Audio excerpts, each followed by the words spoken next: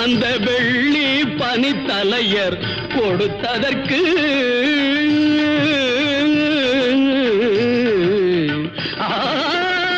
வேண்டிய மாம்பழத்தை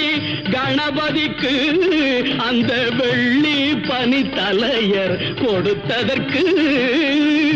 ஆண்டியின் கோலமுற்று மலை மீது ஆண்டியின் கோலமுற்று